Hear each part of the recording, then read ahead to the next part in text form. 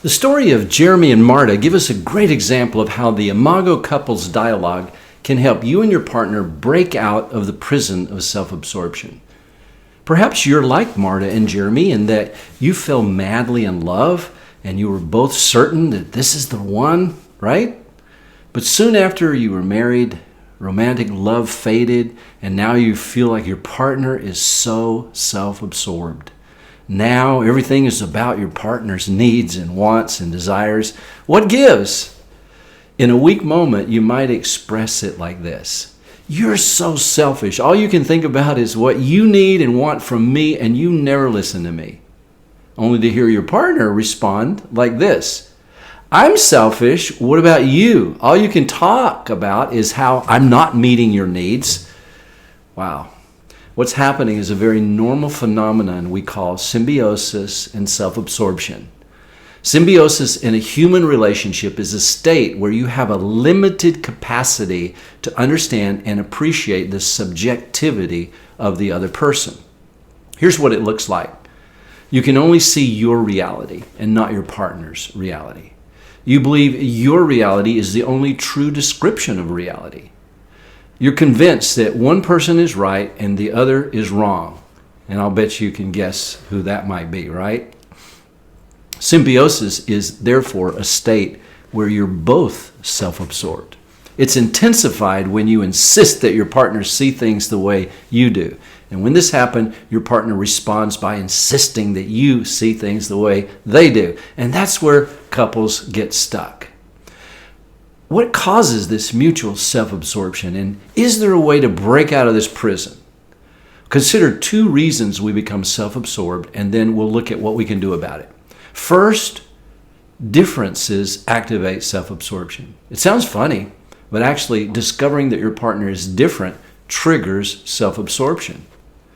In that moment that you realize your partner is different from you, different from your projections, different from your expectations, that's when self-absorption, symbiosis and self-absorption begins to happen. Jeremy couldn't believe it. After they were married, Marta stopped wanting to watch football with him. Jeremy said, it happened overnight. It's like she's changed and she's not the same girl I married. He was further blown away when she said that she never really liked football. Are you kidding me? Marta said, well, yeah, when we were dating, we were so much in love that we did a lot of things with each other. But now that we're married, many of those things have lost their appeal. So my question is, what happened? Did Marta suddenly change? The answer is no. Marta hasn't changed. She has always been that way. She's just it's being discovered that she's different from the projections and expectations that Jeremy had when they were dating. Now she's just actually being more of who she really is. It's important for Jeremy to realize that this is his opportunity to find out who Marta really is. And most importantly, to discover she's different from him. She is not him. And that's a fact that was previously blocked by the rose-colored glasses of romantic love. Unfortunately, this is when the power struggle begins. We're talking about that ugly game of tug-of-war that couples play when they try to change each other back into the romantic illusions they had before. And when we experience our partner as different, what happens is a thing we call polarization. It happens because we start to fear the slightest expression of differences will separate us. And it's that fear of separation that causes us to avoid facing these differences or to be in denial of them. And as we avoid it, the unresolved conflicts begin to build up. And so what happens is there's a dramatic increase in that fear of being separated.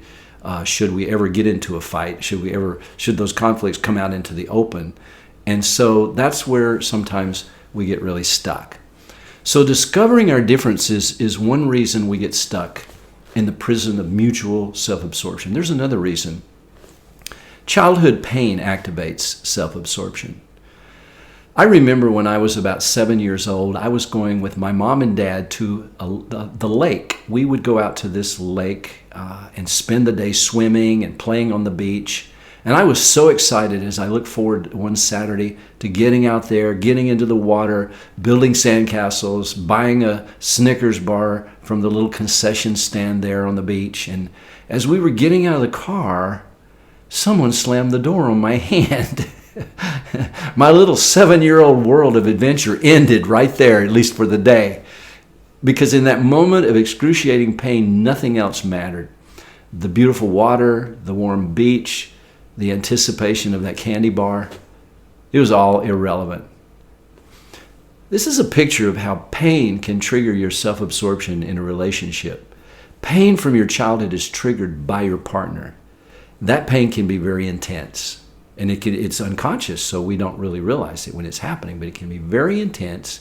And when that happens, like all of us, we reconstruct the world as a service to ourselves, in the whole service to ourselves.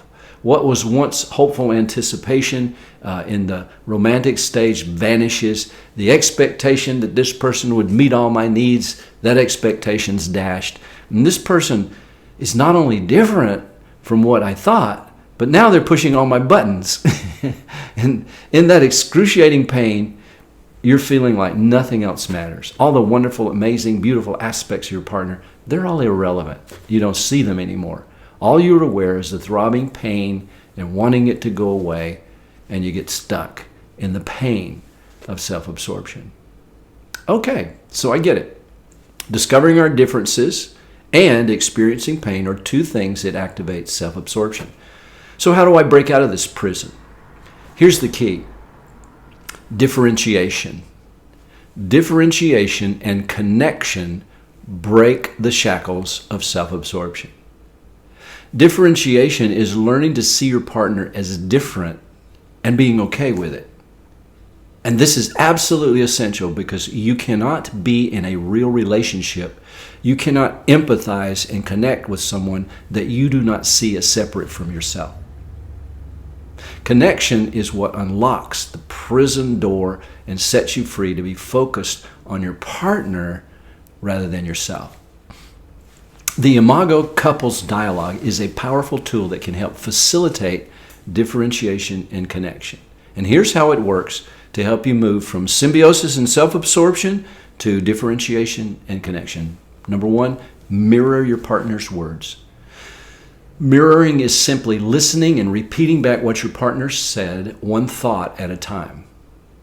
Jeremy said, Marta, let me see if I got what you said. You said you really don't like to watch football, and you were just watching it with me before because you wanted to be with me. And then the second part is asking, did I get it? Checking for accuracy. So you mirror, then you check for accuracy by asking the question, did I get it? And then finally, is there more about that? Igniting the curiosity. Now Jeremy's curious about what is behind what Marta is saying. Mirroring does two things. It communicates value to your partner. It tells your partner you are important. And what you have to say is important. You matter. And when you do that for your partner, it feels good. Mirroring also enables you to regulate your own reactions to your partner's difference in order to begin integrating that difference into your relationship. So that's the first step, mirroring. The second is to validate your partner's reality. This is where differentiation occurs. Differentiation occurs when you can validate your partner's reality without giving up your own reality. It might go something like this. Jeremy says, when you say you really don't like to watch football and that you were just watching it with me because you wanted to be with me, that makes sense. You said that football's not something you grew up loving like I did, so it makes sense that it doesn't mean that much to you now. Is that the kind of validation you need? So when Jeremy validates Marta in that way, validation it facilitates the differentiation. He's seeing her now as different from him and being okay with it. He can see her as being different without letting it trigger that defense and disconnection. He's able to hold his reality. I love to watch football, and hold Marta's reality at the same time. Marta really doesn't care that much about football. When differentiation occurs, connection is possible. Jeremy, although he has to grieve his loss, no question. His partner doesn't want to watch football with him. He has to grieve his loss, but then he accepts Marta for who she really is. And then Marta feels like there's room for her to be who she really is in the relationship. That becomes a win-win. So the third step in the Imago couples dialogue is to empathize with your partner's feelings.